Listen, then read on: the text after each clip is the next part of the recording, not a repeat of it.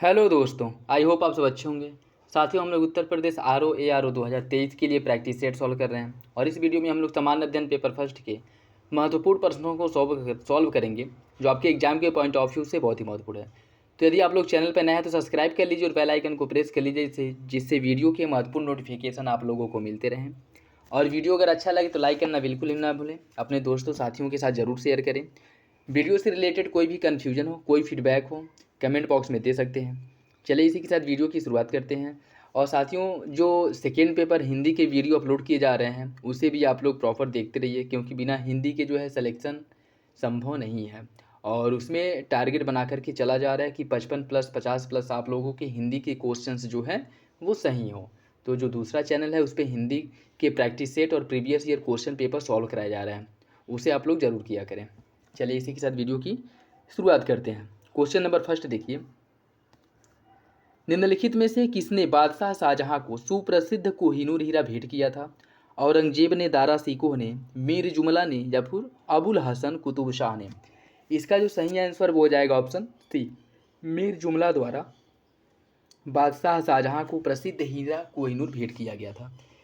देखिए, मीर जुमला, जिसका पूरा नाम था जुमला मीर मुहम्मद सैयद, यह एक ईरानी व्यापारी था जो प्रारंभ में गोलकुंडा में हीरे के व्यापार करने के उद्देश्य से आता जाता था।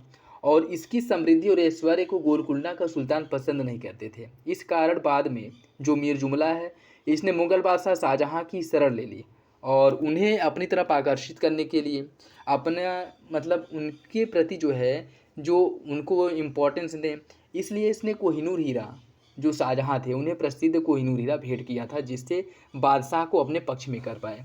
तो इसका सही आंसर हो जाएगा ऑप्शन सी, मीर जुमला। निम्न में से किस सुल्तान ने तुर्कान ए चहलगानी का दमन किया था? इल्तुतमिश ने, बलबन ने, अलाउद्दीन खिलजी ने या फिर मोहम्मद तुगलक ने? इसका जो सही आंसर हो जाएगा ऑप्शन बी, बलबन द्वारा। बलबन द्वारा तुर्कान ए चहलगानी, या जिसे चालीसा दल के नाम से भी जाना जाता था, इसका दमन किया गया था। और अगर इसमें बात किया जाए कि चालीसा या तुर्कान ए चहलगानी का जो शुरुआत है वो किसके द्वारा किया गया था, तो इल्तुतमिश द्वारा अपने 40 जो विश्वास पात्र, उन विश्वास पात्र दोस्त और फिर से जो संबंधी या फिर से जो महत्वपूर्ण अधिकारी थे, उनके दलों को मिला करके एक चालीसा दल का गठन किया था। जो बादशाह, जो इल्तुतमिश था, उनको हर मामले में सहायता देते थे और युद्ध हो गया, रणनीति हो गया, हर क्षेत्र में कैसे क्या करना है उसमें ये लोग महत्वपूर्ण भूमिका निभाते थे। और इसी दल का एक मेंबर जो है वो बलबन भी था। लेकिन बलबन जब शासक बनता है तो यह शासक बनने के बाद जो तुर्कानी चहलगानी या चालीसा दल है, इसका उन्मूलन कर देता है। ठीक है, तो याद रखिएगा ऑप्शन बी जो है वो सही हो जाएगा। नेक्स्ट देखिए, सती प्रथा का अभिलेखीय साक्ष्य कहाँ से मिलता है? भीतरी अभिलेख से, एरड़ अभिलेख से, जूनागढ़ अभिलेख से, देवगांव अभिलेख से? इसका सही आंसर हो जाएगा ऑप्शन बी, एरड़ अभिलेख से। इंपॉर्टेंट है, यह क्वेश्चन पूछा गया है कई बार। देखिए, पहला जो सती प्रथा का पहला साक्ष्य प्रमाण प्राप्त होता है हमें, वो एरड़ अभिलेख से प्राप्त होता है। और यह एरड़ अभिलेख किस समय का है? यह गुप्त काल का एरड़ अभिलेख है और इसे जारी किया गया था 510 ईस्वी में। 510 ईस्वी में एरड़ अभिलेख को जारी किया गया था, जिससे यह प्राप्त होता है कि सती प्रथा उस समय चल रहा था। सती प्रथा की जो एक प्रचलन था उस समय शुरू था, जिसमें गुप्त शासक जो थे, भानुगुप्त, भानुगुप्त जो है उस समय के शासक थे और इनके मंत्री थे गोप राजा। इनकी युद्ध में मृत्यु हो जाती है, तो इसके बाद इनकी पत्नी जो होती है सुंदरी, इसने अपने आप को सती प्रथा अर्थात उनके शव को जहाँ जलाया जा रहा था उसी शव में बैठ करके, कूद करके अपने प्राण की भी आहुति दे दी। तो पहला सती प्रथा का जो प्रमाण मिलता है वह एरड़ अभिलेख से मिलता है। ठीक है, भानुगुप्त के एरड़ अभिलेख से। और भानुगुप्त उस समय शासक थे, इसीलिए इसका नाम पड़ गया है। भानुगुप्त के एरड़ अभिलेख से सती प्रथा का पहला प्रमाणीय साक्ष्य प्राप्त होता है, जिसमें गोप राजा की पत्नी सुंदरी सती प्रथा मतलब, या सती कह सकते हैं कि अपने प्राणों की आहुति देकर, अपने प्राणों की बलिदान देकर इसका वर्ण किया था। तो सही आंसर हो जाएगा ऑप्शन बी। और 510 ईस्वी का यह अभिलेख है, ये भी याद रखिएगा, कभी कभी इसका सन भी पूछ लेता है। बुद्ध की मृत्यु जहाँ हुई थी वह स्थान अब कहाँ पे है? मध्य प्रदेश में, हिमाचल प्रदेश में, बिहार में या फिर उत्तर प्रदेश में? इसका सही आंसर हो जाएगा ऑप्शन डी, उत्तर प्रदेश में। देखिए महात्मा बुद्ध जो है इनकी मृत्यु देवरिया जिले के कुशीनगर में हुई थी, और यह वर्तमान समय में, या वर्तमान समय में उस समय भी यह उत्तर प्रदेश के अंतर्गत आता है। ऑप्शन डी आपका सही है। निम्नलिखित में से कौन सा एक हड़प्पा बंदरगाह है? सिकंदरिया, लोथल, महास्थान या फिर नागपट्टनम? इसका सही आंसर हो जाएगा ऑप्शन बी, लोथल। लोथल हड़प्पा सभ्यता का एक बहुत ही महत्वपूर्ण बंदरगाह था, जहाँ से आंतरिक एवं बाह्य, लेकिन ज़्यादातर बाह्य व्यापार यहीं से किए जाते थे। ठीक है, और यह आपके गुजरात राज्य में स्थित है, ये भी याद रखिएगा, इंपॉर्टेंट है।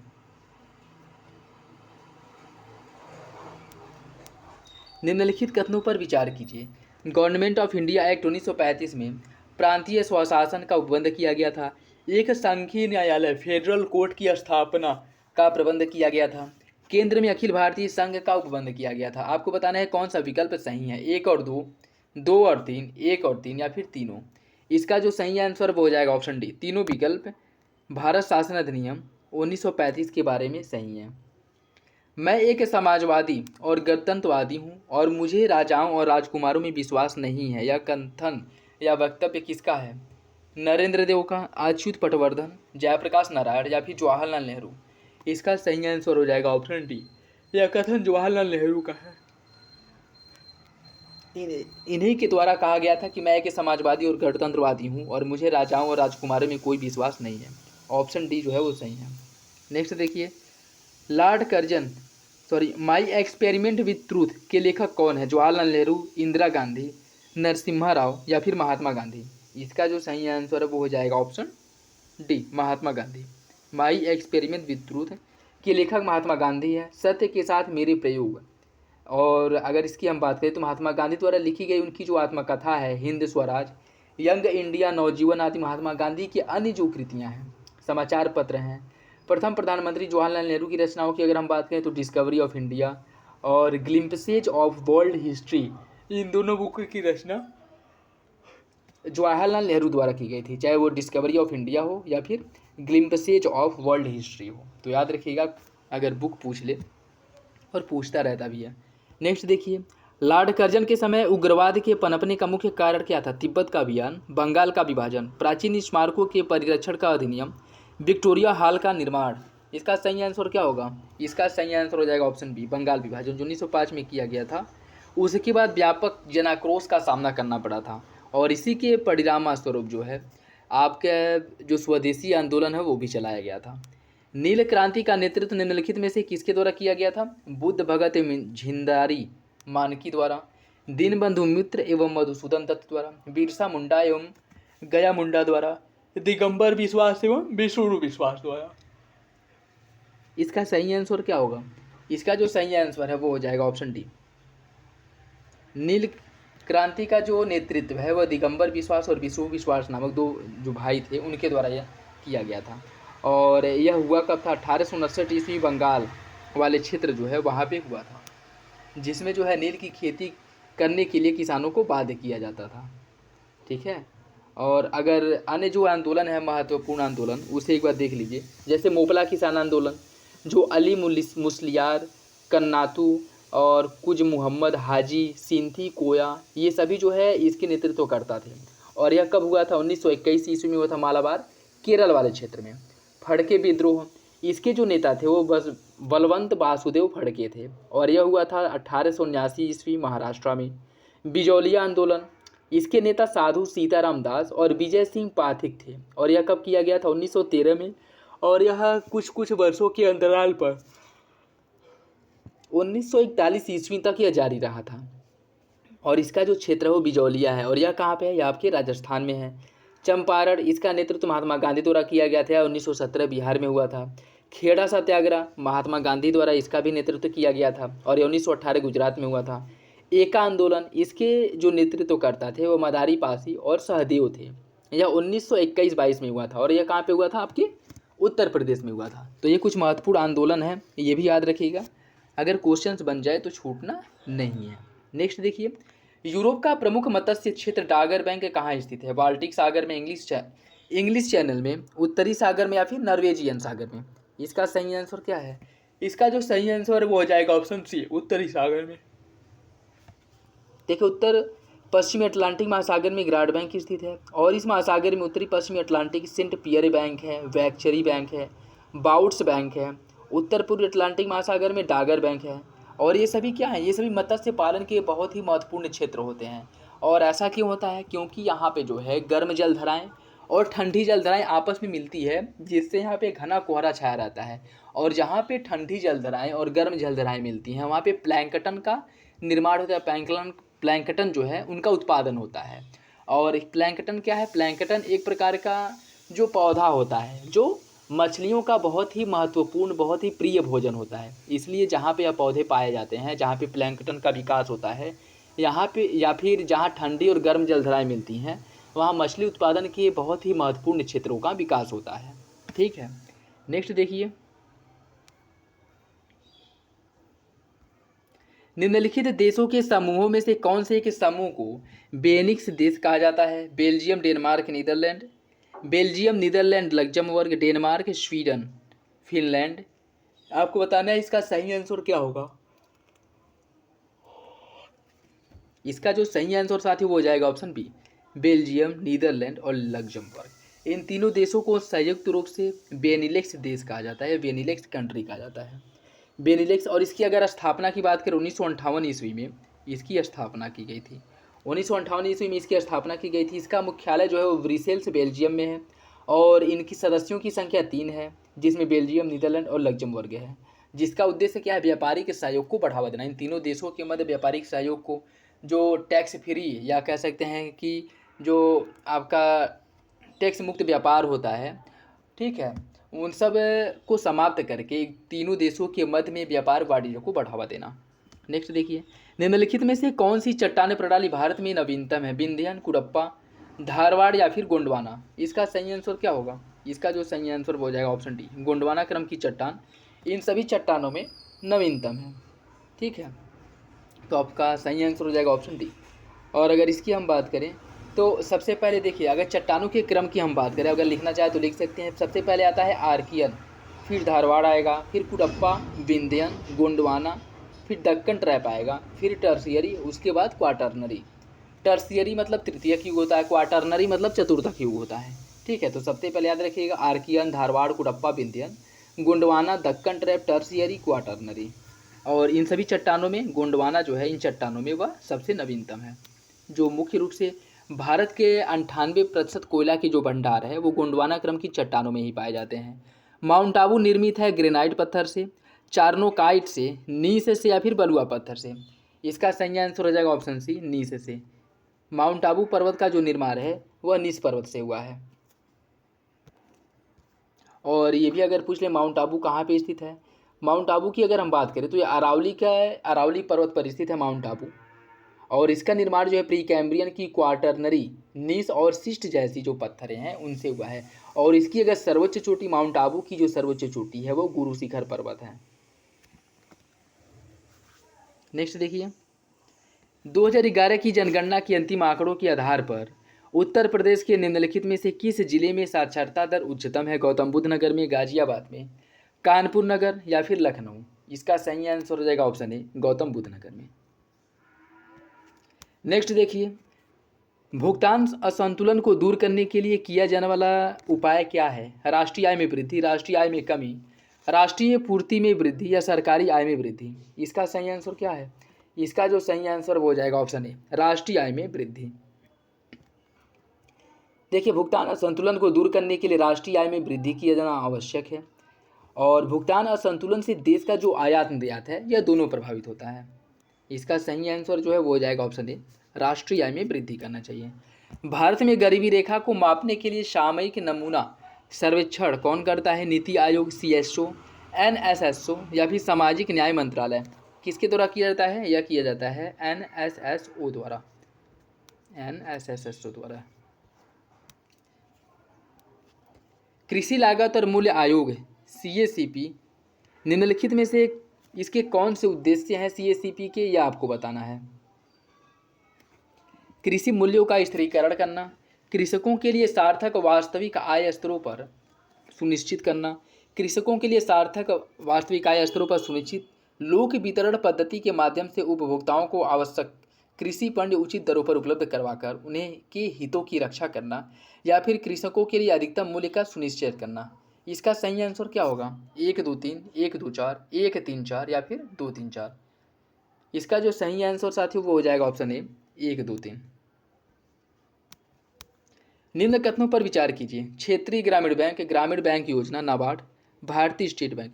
इनको क्रम से आपको लगाना है कि सबसे पहले किसकी स्थापना की गई थी, सबसे लास्ट में, फिर कौन। तो इन्हें जो है इनकी जब स्थापना हुआ था उस क्रम में आपको लगाना है। तो इसमें अगर हम बात करें भारतीय स्टेट बैंक की जो स्थापना है वह 1955 में हुआ था।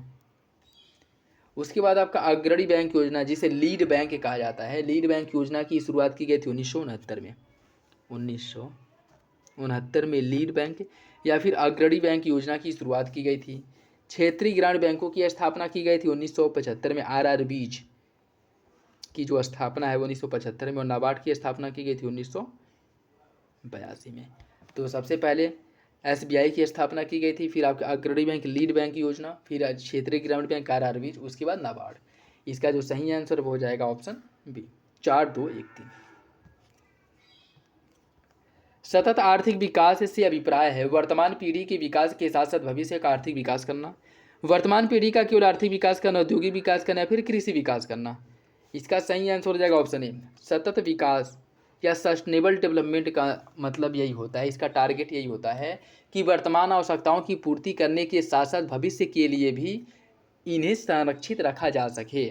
ठीक है, तो सही हो जाएगा आपका ऑप्शन ए। निम्नलिखित कथनों पर विचार कीजिए। भारत के संविधान के भाग 9 में पंचायतों से संबंधित उपबंध है और उसे संविधान के 73वें संविधान संशोधन द्वारा 1992 में जोड़ा गया था। और भारतीय संविधान के 9A में नगरपालिका से संबंधित उपबंध किया गया। अनुच्छेद 243 क्यू के अनुसार प्रत्येक राज्य के लिए 2 प्रकार की नगरपालिकाएं हो सकती हैं, नगरपालिका परिषद और नगर निगम। आपको बताना है इसका सही आंसर क्या होगा, केवल एक, केवल दो, एक और दो दोनों, या इनमें से कोई नहीं। इसका जो सही आंसर हो जाएगा ऑप्शन ए, पहला सही है, दूसरा गलत है। देखिए 73वां संविधान संशोधन 1992 द्वारा भाग 9 जोड़ा गया था, और 74वां संविधान संशोधन भाग 9A द्वारा नगर पालिकाओं का प्रावधान किया गया था। और इसमें यह प्रावधान किया गया था कि अनुच्छेद 243 क्यू के अनुसार नगर पालिकाएँ 3 प्रकार की होंगी। ग्रामीण क्षेत्र, अगर इसकी हम बात करें कि कहाँ कहाँ क्या होगा, तो ग्रामीण क्षेत्र से नगरीय क्षेत्र में संक्रमणशील है, जो गांव से शहर में परिवर्तित हो रहा है, वहाँ पे नगर पंचायत का निर्माण किया जाएगा, नगर पंचायत का गठन होगा। और इनकी जो जनसंख्या है वह 10,000 से लेकर के 20,000 के मध्य होनी चाहिए। छोटे जो नगरीय क्षेत्र हैं यहाँ पे नगर परिषद का गठन होगा, और यहाँ की जो जनसंख्या है वह 20,000 से लेकर के 3 लाख के मध्य होनी चाहिए। और बड़ा जो होगा इसके बाद आ जाएगा आपका बड़े नगरीय क्षेत्र, जहाँ पे नगर निगम का स्थापना किया जाएगा, नगर निगम का गठन किया जाएगा। और इनकी जो जनसंख्या वो 3 लाख से लेके, मतलब 3 लाख से अधिक होनी चाहिए यहाँ की जनसंख्या। तो 3 प्रकार की जो नगर पालिकाएँ हैं उनके गठन की बात की गई थी। ठीक है, एक नगरीय क्षेत्र जो नगर पंचायत जिसे कहा जाता है, दूसरे को नगर परिषद, और तीसरा नगर निगम। याद रखिएगा कि कितनी जनसंख्या पे किसका गठन होता है, कितनी जनसंख्या पे कितना, यह क्वेश्चन जो है पूछ लेता है। राष्ट्रपति द्वारा जारी अध्यादेश जिसकी अवधि तक मान्य होगा, मतलब राष्ट्रपति द्वारा जो अध्यादेश जारी किया जाता है उसकी वैलिडिटी वो कब तक वैलिड होता है? 6 सप्ताह तक, 6 माह तक, 60 दिन तक, या फिर 1 माह तक? इसका सही आंसर हो जाएगा ऑप्शन बी, 6 माह तक। ऑप्शन बी जो है आपका सही है। देखिए राष्ट्रपति द्वारा घोषित अध्यादेश और किस अनुच्छेद के तहत? अनुच्छेद 123 के तहत अध्यादेश जारी किया जाता है। और राष्ट्रपति द्वारा जो अध्यादेश जारी किया जाता है इसका प्रभाव 6 माह तक रहता है। ऑप्शन भी सही है। संसदीय शासन प्रणाली में मंत्रिपरिषद व्यवस्थापिका के माध्यम से उत्तरदायी होता है, राज्य के प्रति, जनता के प्रति, राष्ट्रपति के प्रति या फिर सरकार के प्रति? इसका सही आंसर क्या है? इसका सही आंसर हो जाएगा ऑप्शन बी, जनता के प्रति। क्यों? क्योंकि जनता द्वारा प्रत्यक्ष रूप से चुन करके ही आए होते हैं और यह प्रतिनिधित्व करते हैं जनता का, इसलिए यह जनता के प्रति सामूहिक रूप से उत्तरदायी होते हैं। ऑप्शन बी आपका सही है। विधि का शासन जिस प्रकार की समानता को प्रतिस्थापित करता है वह कौन सा है? मूल विषयक, प्रतिक्रियात्मक, वितरक या फिर प्रतिमानित? इसका सही आंसर क्या होगा? इसका सही आंसर हो जाएगा ऑप्शन बी, प्रतिक्रियात्मक। निम्नलिखित में से किस वर्ष भारतीय संविधान की प्रस्तावना संशोधित की गई थी? 1975 में, 1976 में, 1978 में या फिर 1979 में? इसका सही आंसर क्या है? इसका जो सही आंसर हो जाएगा ऑप्शन बी, 1975 में। देखिए, समाजवादी, पंथ निरपेक्ष, अखंडता, इन शब्दों को जोड़ा गया था 26 में 1950 में नहीं जोड़ा गया था। इन्हें 42वां संविधान संशोधन अधिनियम 1976 द्वारा जोड़ा गया था। ठीक है, और वर्तमान समय में ये सभी जो है प्रस्तावना के भाग हैं। तो सही आंसर हो जाएगा ऑप्शन बी। गोल्डन धान में सर्वाधिक मात्रा किसकी पाई जाती है? विटामिन ए की, विटामिन बी की, विटामिन सी या विटामिन के? इसका सही आंसर क्या है? सही आंसर हो जाएगा ऑप्शन ए। गोल्डन चावल में विटामिन ए की मात्रा प्रचुर रूप से पाई जाती है। इसमें जो है बीटा कैरोटीन मुख्य रूप से पाया जाता है और यह शरीर में पहुंच करके विटामिन ए बनाता है।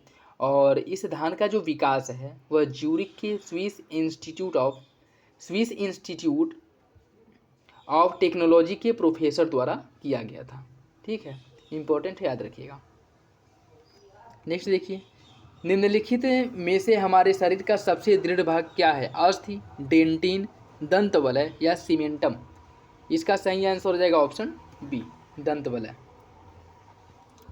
देखिए, शरीर में पाए जाने वाले सबसे कठोर भागों की अगर हम बात करें तो वो दंतवलय है, जिसे इनेमल कहा जाता है, जो आपके कैल्शियम फास्फेट और कैल्शियम कार्बोनेट का बना होता है। ऑप्शन बी सही है। वायु में कौन सी नोबल गैस नहीं पाई जाती है? हीलियम, नियान, आर्गन या फिर रेडान? इसका सही आंसर हो जाएगा ऑप्शन डी, रेडान जो है वह वायु में नहीं पाई जाती है। ये सभी नोबल गैस हैं, चाहे नियान हो, हीलियम हो, आर्गन हो, लेकिन इसमें से रेडान ऐसी गैस है जो वायु में नहीं पाई जाती है। नेक्स्ट देखिए, सूर्य में ऊर्जा का निर्माण कैसे होता है? नाभिकीय विखंडन द्वारा, नाभिकीय संलयन द्वारा, ऑक्सीजन अभिक्रियाओं द्वारा या फिर अवकरण अभिक्रिया द्वारा? इसका जो सही आंसर है साथियों वो हो जाएगा ऑप्शन बी, नाभिकीय संलयन द्वारा। सूर्य में ऊर्जा का जो निर्माण होता है वो नाभिकीय संलयन द्वारा होता है, जिसमें दो छोटे परमाणु या नाभिक मिलकर के एक बड़े नाभिक का निर्माण करते हैं। ऑप्शन बी सही है। जब किसी पिंड को चंद्रमा से पृथ्वी पर स्थानांतरित किया जाता है तो पृथ्वी पर उसका भार घट जाता है और मात्रा बढ़ जाती है। पृथ्वी पर उसका भार बढ़ जाता है और उसकी मात्रा घट जाती है। पृथ्वी पर उसका भार तथा मात्रा अपरिवर्तित रहता है। पृथ्वी पर उसका भार बढ़ जाता है तथा मात्रा अपरिवर्तित रहता है। आपको बताना है इसका सही आंसर क्या होगा। इसका जो सही आंसर साथियों वो हो जाएगा ऑप्शन डी, पृथ्वी पर उसका भार बढ़ जाता है, मतलब उसके भार में परिवर्तन होगा लेकिन उसकी मात्रा अर्थात उसके आकार में, उसके आयतन में कोई परिवर्तन नहीं होता। उसका आयतन, जो आयतन पृथ्वी पर होगा वही आयतन चंद्रमा पर होगा, लेकिन भार में डिफरेंट होगा। जो भार पृथ्वी पर होगा वो भार चंद्रमा पे नहीं होगा। तो इसका सही आंसर हो जाएगा ऑप्शन डी। ये था आज का last question. I hope video आप लोगों को पसंद आया होगा। अच्छा लगे तो लाइक करना बिल्कुल भी ना भूलें। चैनल पे नया है तो सब्सक्राइब जरूर कर लें। वीडियो अगर अच्छा लगे अपने दोस्तों के साथ ज़रूर शेयर करें। जो भी फीडबैक हो, कन्फ्यूजन हो, जो भी सजेशन हो कमेंट बॉक्स में दे सकते हैं। तो चलिए मिलते हैं अगले वीडियो में। और हिंदी का वीडियो भी अपलोड किया जाएगा अभी, तो उसे भी आप लोग प्रॉपर देखिए, जिससे आर का एक कंप्लीट तैयारी जो है, कंप्लीट प्रिपरेशन आप लोगों का होता रहे। तो चलिए मिलते हैं अगले वीडियो में, तब तक के लिए धन्यवाद।